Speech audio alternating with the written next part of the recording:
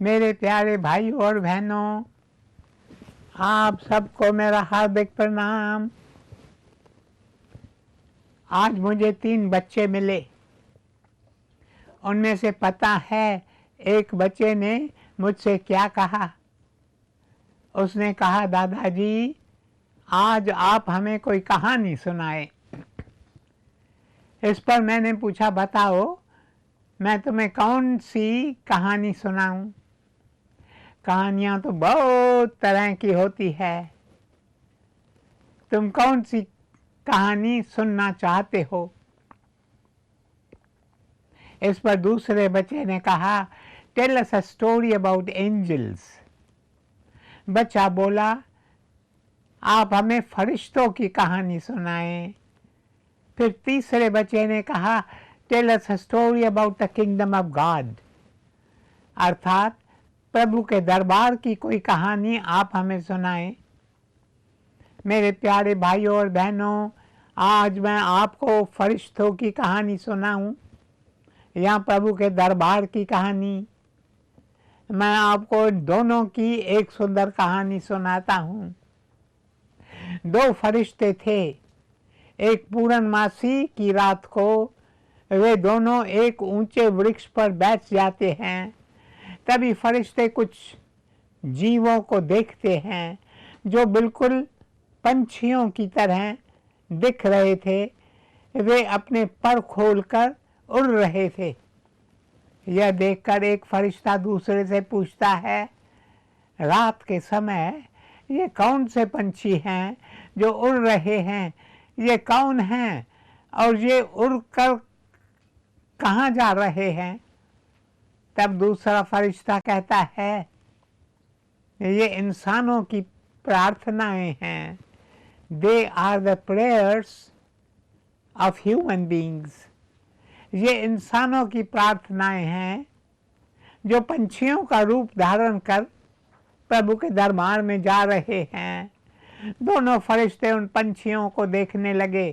तभी उन्होंने देखा कि कुछ पंछी थोड़ा ऊपर गए हैं, पर उसके बाद वे और ऊंचा नहीं उड़ पा रहे हैं। वे बेचारे पंछी थक गए थे, इसलिए वे तुरंत नीचे आ जाते हैं। यह देखकर पहला फरिश्ता दूसरे से कहता है, तुम कह रहे थे ये पंछी प्रभु के दरबार में जा रहे हैं, पर उनमें से कुछ पंछी ऊपर ऊंचा उड़ नहीं पा रहे। जवाब में दूसरा फरिश्ता कहता है, कई प्रार्थनाएं स्वार्थी लोगों की हैं। They come out of greedy hearts. जिन लोगों के मन में लोभ है और अन्य कई विकार हैं, कई प्रार्थनाएं उनके दिल से निकली है। ये लोग प्रार्थना द्वारा ऐसी चीज़ें मांगते हैं जिनसे न उनका भला होगा और न ही दूसरों का भला होगा। इसलिए ऐसी प्रार्थनाओं को शक्ति नहीं होती। इसलिए ये पंछी थोड़ा ऊपर जाकर थक जाते हैं और फिर वे सीधे उन लोगों के दिल में वापस लौट जाते हैं जिन्होंने ये स्वार्थ भरी प्रार्थनाएं की थी। मेरे प्यारे भाइयों और बहनों, दोनों फरिश्ते उड़ते पंछियों को देखते रहे। थोड़ी देर बाद उन्होंने देखा कुछ पंछी उड़ते उड़ते गायब ही हो गए। तब फरिश्तों ने एक दूसरे से कहा, अब चलो हम चलकर देखें कि कौन से ऐसे पंछी हैं, ऐसी प्रार्थनाएं हैं जो प्रभु के दरबार तक पहुंच गई हैं। साथ ही साथ हम यह भी देखें कि उन प्रार्थनाओं का वहाँ क्या होता है। फरिश्ते भी उड़ते हुए प्रभु के दरबार में पहुंच जाते हैं। वहाँ पहुंचकर वे देखते हैं प्रभु के दरबार के बाहर एक पंछी पहुंच चुका है। पंछी बहुत सुंदर दिखाई दे रहा था, वह तेजस्वी लग रहा था और उसके शरीर से मधुर सुगंध आ रही थी। पंछी दरबार के बाहर खड़ा था, पर फरिश्ते दरबार में प्रवेश कर जाते हैं। वहाँ पहुंचकर वे देखते हैं कि दरबार में और कई सारे पंछी पहले ही पहुंच चुके हैं। प्रभु अपने सिंहासन पर विराजमान थे। और उनमें से एक पंछी कहता है, हे प्रभु, हमारे देश में सूखा पड़ा है और सूखे के कारण लोग मर रहे हैं।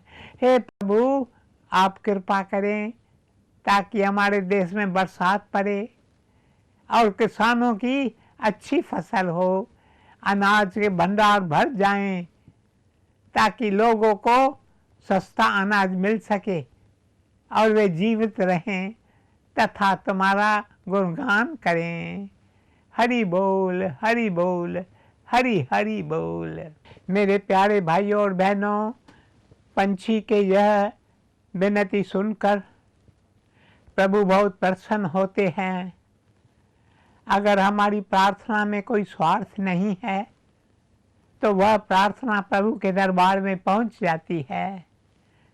अब पहला फरिश्ता दूसरे से कहता है, देखो यह पंछी यहाँ तक पहुँच गया है और जिस आदमी के दिल में कोई स्वार्थ, कोई लोभ नहीं है, यह उसकी प्रार्थना लेकर आ गया है। मेरे प्यारे भाइयों और बहनों, प्रभु पंछी की बात सुनकर कहते हैं, तथास्तु, ऐसा ही होगा। उसके बाद दूसरा पंछी प्रभु के सामने आता और शीश झुकाकर कहता है, हे प्रभु, हम पृथ्वी पर पता नहीं कैसी कैसी बातें सुन रहे हैं। विश्व में एक स्काई लैब घूम रही है, अब वह टूट गई है। कहा जा रहा है कि जुलाई के महीने में इसके बड़े बड़े टुकड़े गिरने वाले हैं। कहीं भी टुकड़े लोगों को तबाह न कर दें। हे प्रभु, आप रक्षक हैं, आप ही सबको बचा सकते हैं। कृपया आप सारे संसार को बचा लेना। पूना में तो कई लोग बहुत घबरा गए हैं, फिर हम क्या करेंगे? आप कृपया सबको सद्बुद्धि देना ताकि उनका आप पर अटूट विश्वास बना रहे। प्रभु उस पंछी की प्रार्थना सुनते हैं और मुस्कुरा देते हैं। फिर वे पंछी से कहते हैं, तुम पूना में जाकर लोगों से कहना कि डरने की कोई बात ही नहीं है। इनसे कहना कि वे नाम गाते रहें, गाते रहें, गाते रहें। मेरे प्यारे भाइयों और बहनों, उसके बाद प्रभु के सामने तीसरा पंछी आता है और शीश झुकाकर कहता है, हमारे गांव में बाढ़ आई जिसमें हमारी झोपड़ियां ढह गईं, हमारी सारी फसल नष्ट हो गई। हे प्रभु, लोगों के पास न रहने को घर हैं और न खाने को कुछ है। आप कृपया आशीष दें ताकि बाढ़ का पानी कम हो जाए, लोग फिर से अपनी नई झोपड़ियां बनाएं और नए बीज डालकर फसल उगाएं। यह सुनकर प्रभु कहते हैं, तथास्तु, ऐसा ही हो। इस तरह एक के बाद एक पंछी प्रार्थना लेकर प्रभु के सामने आते हैं। प्रभु प्रार्थनाएं सुनकर बहुत प्रसन्न भी होते हैं और तथास्तु कहते हैं। यहाँ ये दोनों फरिश्ते एक दूसरे से कहते हैं, जो तेजस्वी पंछी हमने दरबार के बाहर देखा था वह कहाँ है? उनका इतना कहना था कि तभी अचानक दरबार में चारों ओर मधुर सुगंध फैल जाती है। यह सुगंध वही थी जो फरिश्तों को उस पंछी से आई थी। फरिश्ते देखते हैं कि वह पंछी प्रभु के दरबार में आ रहा है। पंछी प्रभु के चरणों में शीश झुकाकर कहता है, हे प्रभु, शुक्राना, शुक्राना, आपकी मेहरबानी, आपकी असंख्य मेहरबानियों का वर्णन मैं किन शब्दों में करूं। मेरे प्यारे भाइयों और बहनों, पंछी की आभार भरी प्रार्थना प्रभु सुनते हैं तो उन्हें इतनी प्रसन्नता होती है कि उसका वर्णन करना मुश्किल है। बस फिर क्या था, उस दरबार के रौनक को चार चांद लग जाते हैं। उस समय एक फरिश्ता दूसरे से कहता है, यह प्रार्थना जिसे सुनकर प्रभु इतने प्रसन्न हुए हैं, यह प्रार्थना किसने की होगी? शायद किसी राजा महाराजा ने की होगी, जिसे किसी चीज़ की ज़रूरत ही नहीं होगी, या हो सकता है किसी धनवान या साहूकार ने की होगी जिस कुछ नहीं चाहिए। वरना ऐसा कौन है जो ऐसी प्रार्थना कर सकता है? इस पर पहला फरिश्ता कहता है, चलो हम इस पंछी के साथ नीचे भूलोक पर चलते हैं और देखते हैं कि यह प्रार्थना किसने की है, किसके दिल से ऐसी प्रार्थना निकली है। पंछी जब उड़कर भूलोक की ओर जाने लगा तो ये दोनों फरिश्ते भी उसके पीछे पीछे चल पड़े। भूलोक में पहुंचकर पंछी एक झोपड़ी में प्रवेश कर गया। यह देखकर फरिश्तों को बड़ा आश्चर्य हुआ। झोपड़ी तो इतनी टूटी फूटी थी कि न उसका दरवाज़ा था और न ढंग की छत लगी हुई थी। फरिश्ते भी झोपड़ी में प्रवेश करते हैं और देखते हैं कि वहाँ एक युवक सोया हुआ है। पंछी उस युवक के हृदय में प्रवेश कर जाता है। युवक को देखकर फरिश्ते सोचते हैं, यह तो गरीब युवक है, इसके पास तो कुछ भी नहीं है। इसके शरीर पर मैले फट्टे पुराने कपड़े हैं, पर हाँ, इसके होठों पर मधुर मुस्कान खिली हुई है। थोड़ी देर बाद वह युवक अपनी आंखें खोलता है और आंखें खोलते ही उसके होठों पर एक ही शब्द था, शुक्राना शुक्राना शुक्राना। शाह है तेरा, शुक्र है शुक्र तेरा। मेरे प्यारे भाइयों और बहनों, तब फरिश्ते आस पड़ोस से उस युवक के बारे में पूछताछ करते हैं। उन्हें पता चलता है कि वह युवक अनाथ है और झोपड़ी में अकेला ही रहता है। उसका एक हाथ टूटा हुआ है, पर फिर भी वह हमेशा प्रसन्न रहता है। अब फरिश्ते एक दूसरे से कहते हैं, हमें इस युवक के बारे में और भी जानकारी हासिल करनी चाहिए। चलो हम भेष बदल कर आते हैं और इसे वार्तालाप करते हैं। वे दोनों यात्री का भेष बदल कर आते हैं। ऐसे यात्री जो बहुत दूर से आए हैं और थक कर चूर हो गए हैं। दोनों युवक की झोपड़ी के बाहर आकर खड़े हो जाते हैं। युवक उन्हें देखता है और बहुत खुश होता है। वह उनसे कहता है, आओ, आपका यहाँ स्वागत है। मैं आपकी जो सेवा कर सका ज़रूर करूँगा। आप दोनों बहुत थके हुए लग रहे हैं।